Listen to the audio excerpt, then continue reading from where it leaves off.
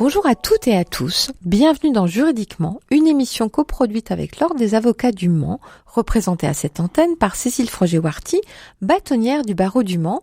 Cécile Froger-Warty, bonjour. Bonjour Valérie. Alors chaque mois pour nos auditeurs dans Juridiquement, vous nous proposez de décoder un ou plusieurs points de droit que nous rencontrons tous un jour ou l'autre dans notre quotidien. Aujourd'hui, nous partons d'un constat, celui du nombre croissant de création d'entreprises en France, avec plus de 60 000 nouvelles entreprises chaque année, et nous allons nous attacher à traiter la question du choix du statut juridique de cette nouvelle entreprise. Alors, la question qui se pose, Cécile Froger-Warty, c'est quel statut, mais pour quelle entreprise ? Oui, tout à fait.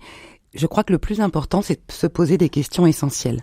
On voit souvent des futurs chefs d'entreprise, en tout cas, qui finalement se disent « je pars sur tel statut » sans s'être posé des questions essentielles.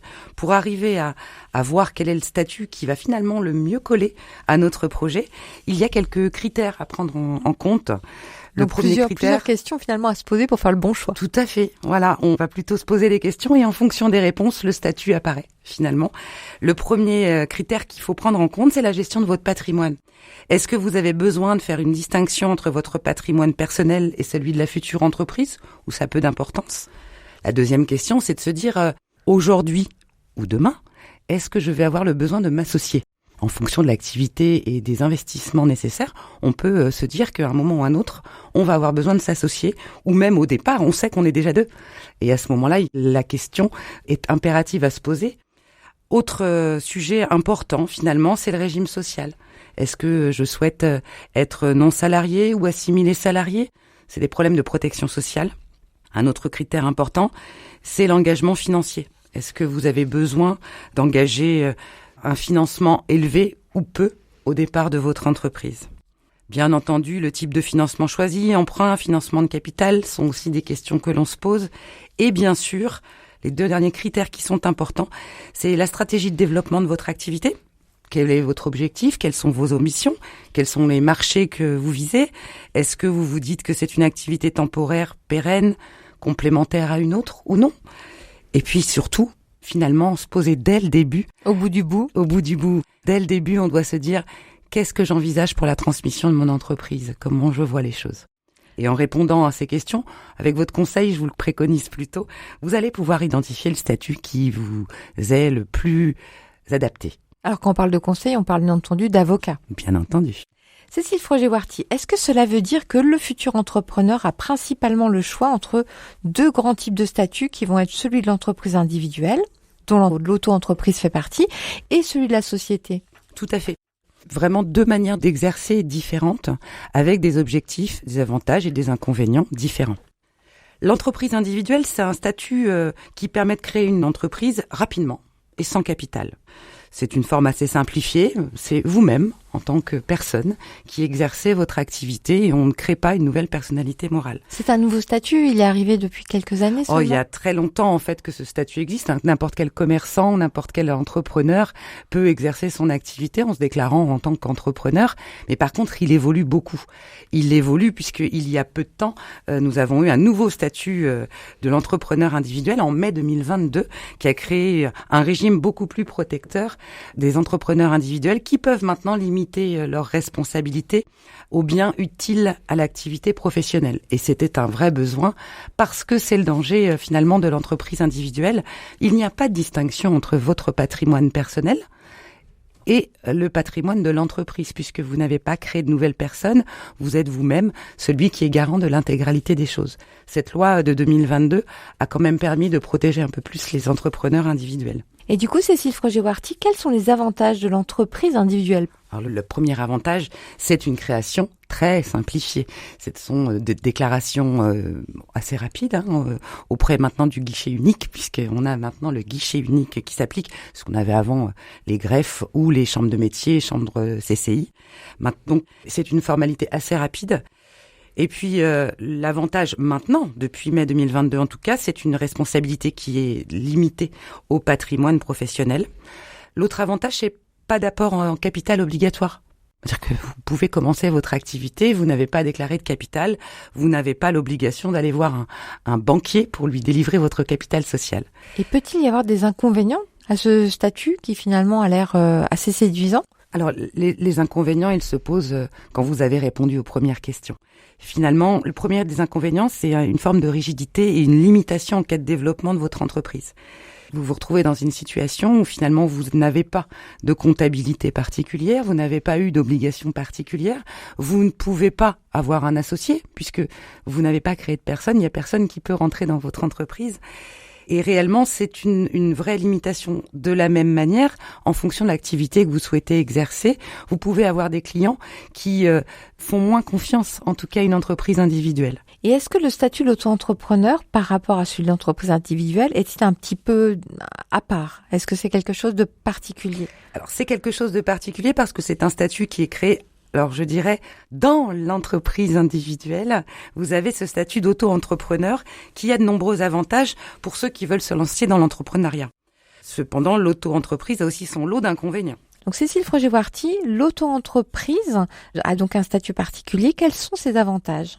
Le premier avantage du statut d'auto-entrepreneur, c'est lié à la simplification des démarches administratives de création. En réalité, pour créer votre auto-entreprise, en tout cas, vous avez des formalités moins lourdes pour créer une société. Vous n'avez pas besoin de déposer de capital, comme en entreprise individuelle. Il vous suffit de déposer un formulaire de création. Le deuxième avantage du statut d'auto-entrepreneur, c'est une comptabilité très simplifiée du régime. Vous n'avez pas d'obligations comptables, elles sont réellement limitées. Alors moi, je vous le conseille, même si ce n'est pas obligatoire, d'ouvrir un compte bancaire dédié pour arriver à vous y retrouver. Tenir des livres de compte, puisqu'il va falloir arriver à savoir quel est votre chiffre d'affaires. Transmettre des factures conformes et archiver vos factures, vos pièces comptables. C'est quand même très simple en termes administratifs, c'est un vrai avantage.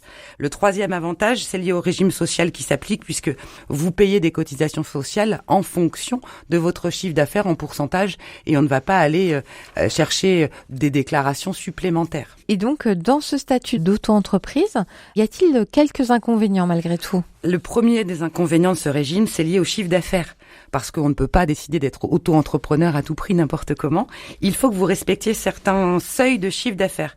Le plafond des statuts d'auto-entrepreneur ont été un peu augmentés en 2023. Mais par exemple, vous ne pouvez pas être auto-entrepreneur si vous avez un chiffre d'affaires supérieur à 188 700 pour les activités commerciales et 77 700 pour les activités de prestation de services. Dès que vous dépassez les seuils, vous sortez de ce régime. Le deuxième inconvénient, et c'est certainement l'un des plus importants, c'est l'impossibilité de déduire vos charges professionnelles. Lorsque vous êtes entrepreneur, vous déclarez un chiffre d'affaires, mais toutes les charges que vous allez exposer pour exercer votre activité, type loyer, voiture, déplacement, voilà, ou même vos achats, ne sont absolument pas déductibles. Donc, vous ne pourrez pas non plus amortir vos amortissements, par exemple. Alors, Cécile Froger-Warty, maintenant, je vous propose que nous passions à la SARL unipersonnelle et à l'EURL, qui sont d'autres formes juridiques d'entreprise. Qu'en est-il? Est-ce exactement la même chose déjà? Ah, pas du tout. Alors, c'est vraiment un statut pas complètement différent puisque vous allez tout de même exercer votre activité. Mais en tout cas, en termes de statut, c'est une démarche différente. Le principe de la création d'une SARL ou d'une EURL comme d'autres formes de sociétés existent, c'est réellement que dans ce cadre-là, vous créez une nouvelle personne, une société qui va, elle, exercer l'activité. Ça oblige à un certain formalisme, mais en créant une société, vous faites en sorte que votre patrimoine personnel est complètement indépendant du patrimoine de la société. Pour créer une société, une SARL comme une EURL, il faut que vous signiez ce qu'on appelle des statuts. C'est en fait la manière de faire naître cette société. C'est un contrat qui va permettre à la société de voir le cadre de vie dans lequel elle a le droit d'exercer. Donc, bien évidemment, les formalités sont un peu plus importantes, mais elles vous permettent réellement de faire une véritable séparation entre votre vie privée et la vie professionnelle de votre entreprise, puisqu'elle sera exercée, cette activité, dans le cadre d'un autre patrimoine qui est celui de la société. Alors quand on parle de société, on parle aussi de personne morale. Est-ce que cette personne morale peut évoluer, passant d'un statut à un autre? Oui, tout à fait. Vous pouvez, quand vous créez votre entreprise, vous dire que le statut de la SARL, par exemple, unipersonnel, c'est-à-dire je crée une société à responsabilité limitée, c'est l'acronyme de SARL, je décide de créer ma société, mais je suis tout seul, je suis associé seul, eh bien, par la suite, si vous le souhaitez, vous voulez accueillir un associé dans votre entreprise parce que l'entreprise se développe, parce que vous avez un investisseur, vous pourrez tout à fait accueillir dans votre société, en créant des parts sociales ou en lui cédant, un associé et faire en sorte que votre structure évolue. C'est aussi de cette manière qu'on arrive à faire évoluer l'activité de l'entreprise. Et il y a des cas où il est important de le prévoir à l'avance et de se dire que avec une société créée dès le départ, je peux accueillir un nouvel associé. Et pour ce sans avoir besoin de tout refondre. Tout à fait. Parce que quand vous avez commencé à exercer votre activité sous votre forme entreprise unipersonnelle et que d'un coup vous vous rendez compte que j'ai besoin d'un associé, quelqu'un vient me rejoindre, vous allez être obligé de transférer le fonds de commerce que vous avez créé dans le cadre de votre activité individuelle à une société que vous allez devoir créer pour. C'est un formalisme supplémentaire avec des coûts supplémentaires qu'il convient d'anticiper quand on se pose la question au moment de la création de l'entreprise. Alors voilà, Cécile Froger-Warty, c'était court, mais cette émission se termine. Merci beaucoup pour cet éclairage sur la question du statut juridique des sociétés. Merci à vous, Valérie. Et quant à vous, chers auditeurs, nous aurons le plaisir de vous retrouver le mois prochain pour un nouvel opus de Juridiquement. En attendant, si vous souhaitez réécouter le podcast de cette émission, rendez-vous sur rcf.fr à la page de l'émission Juridiquement de RCF Sarthe.